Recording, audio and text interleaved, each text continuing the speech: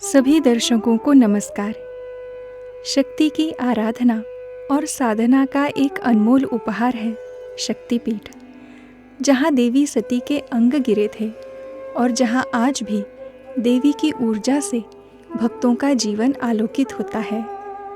श्री चित शक्ति श्रीमती अंजलि गाडगीळ जी ने हिंदू राष्ट्र की स्थापना और समाज में धर्म के पुनरुत्थान के उद्देश्य से इन दिव्य शक्तिपीठों की यात्रा की।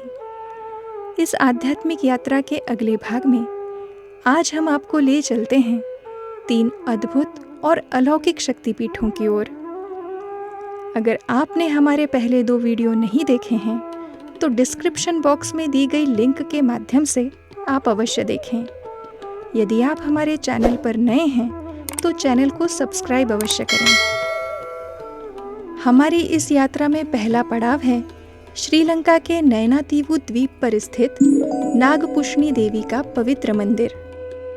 वर्ष 2018 में श्री चित शक्ति श्रीमती अंजलि गाडगीळ जी ने नागपुष्णी देवी के दर्शन किए। यहाँ माता सती के दाहिने पैर की पायल गिरी थी। प्राचीन समय में नयनातीवु को नागद्वीप के नाम से जाना जाता था।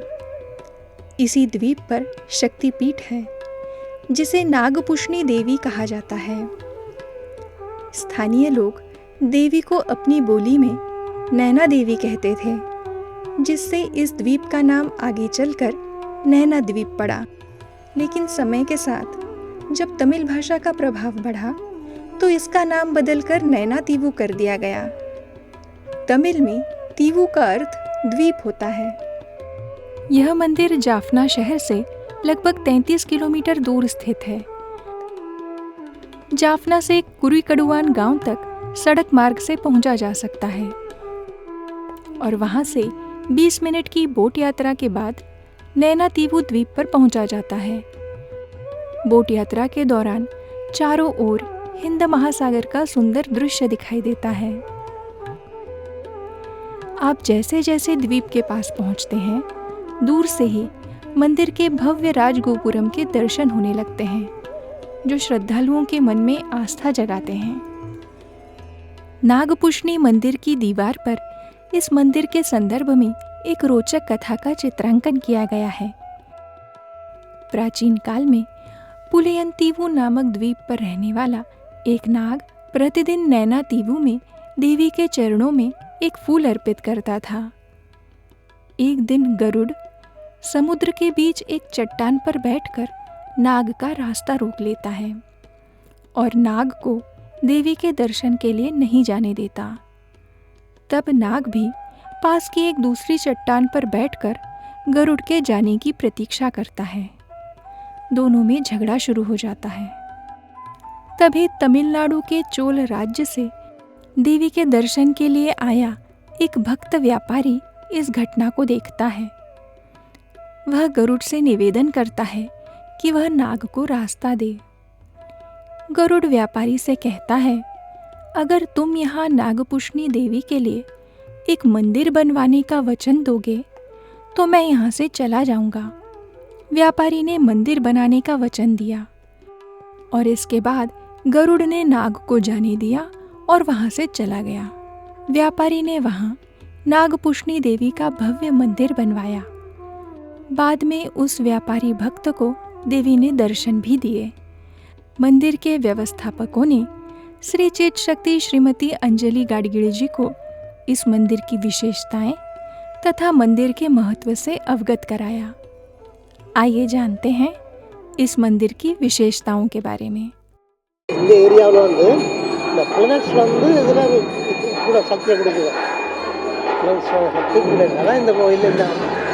बहुत सुंदर बताया।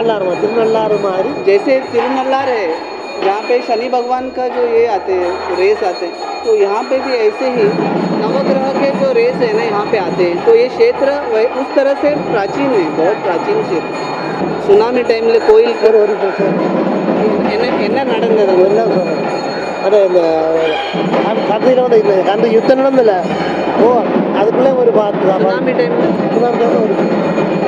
सुनामी के समय में भी मंदिर को कुछ नहीं हुआ और पानी यहाँ तक आया लेकिन मंदिर के अंदर नहीं आया और युद्ध के समय में भी मंदिर को कुछ नहीं हुआ. அம்பாள் வந்து சுனாமி டைமில் யாரோ கனவுல வந்திருக்காங்கன்னு சொல்கிறாங்க. அப்படி இருக்குதா? இல்லை, அப்படி இருக்குது. அப்படி ஒரு பிரச்சனை இல்லைன்னு சொல்லியிருக்கான். பயந்துமுனாங்கன்னு சொல்லியிருக்காங்க. பயப்படாதவங்க வந்து ஒரு பொம்பளை மாதிரி போய் சொல்லியிருக்காங்க. देवी ने एक स्त्री रूप धारण करके वो लोगों के पास आई. लोगों को पता नहीं था कि ये देवी है.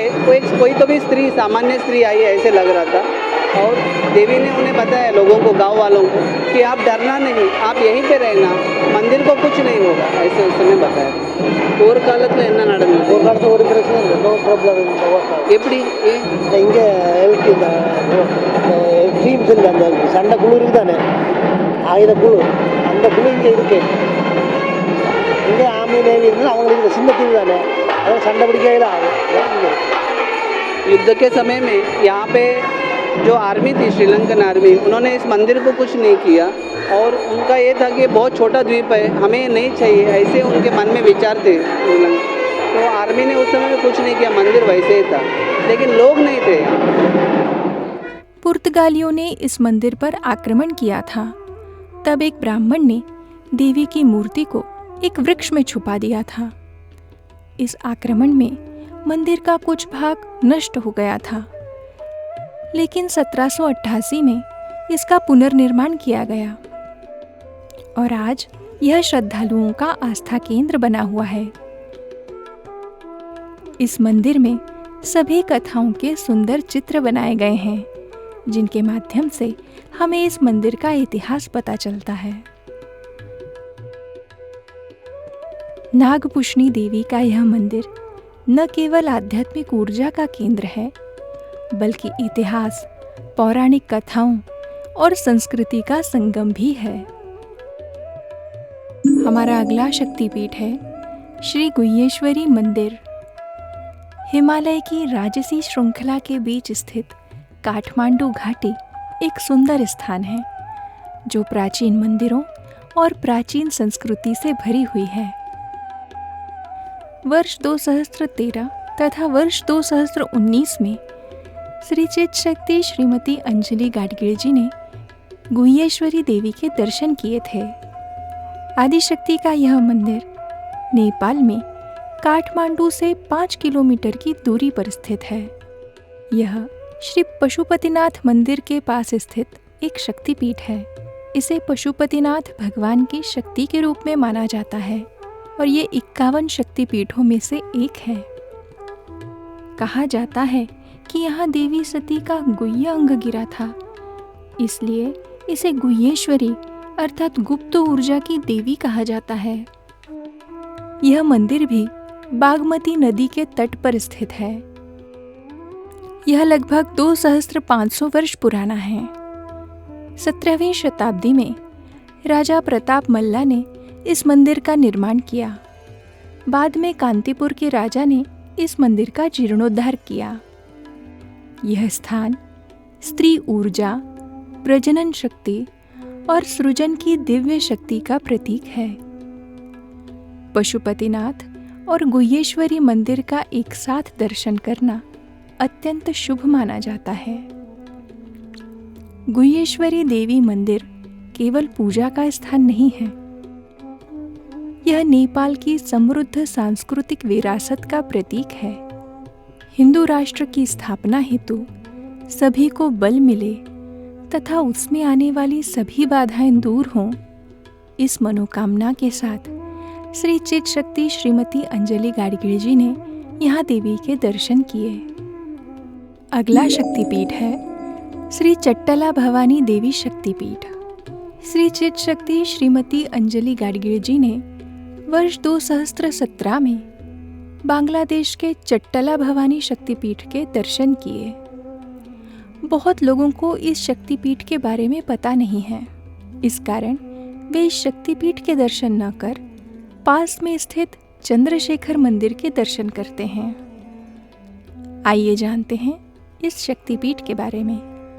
भवानी देवी शक्तिपीठ बांग्लादेश के चटगांव जिले में सीताकुंड गांव में चट्टला पर्वत पर स्थित है.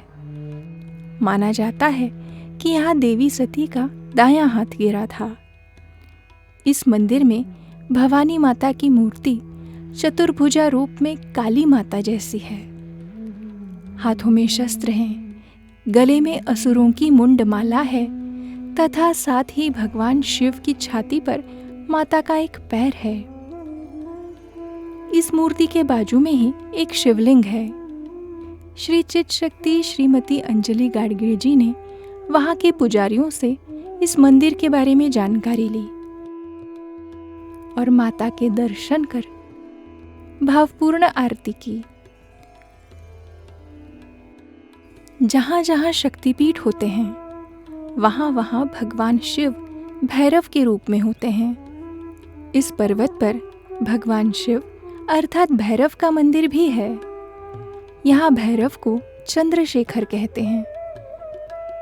भवानी माता मंदिर के साथ श्री चित शक्ति श्रीमती अंजलि गाडगीळ जी ने चंद्रशेखर मंदिर में भी दर्शन कर पूजा की। श्री चित शक्ति श्रीमती अंजलि गाडगीळ जी के कारण आज हम सभी को इन अलौकिक शक्तिपीठों के दर्शन करने का अवसर प्राप्त हुआ। इसके लिए हम उनके चरणों में कृतज्ञ हैं।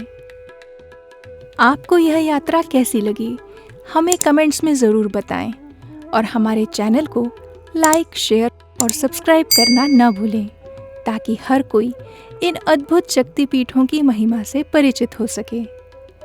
अगली यात्रा में फिर मिलते हैं, तब तक के लिए नमस्कार।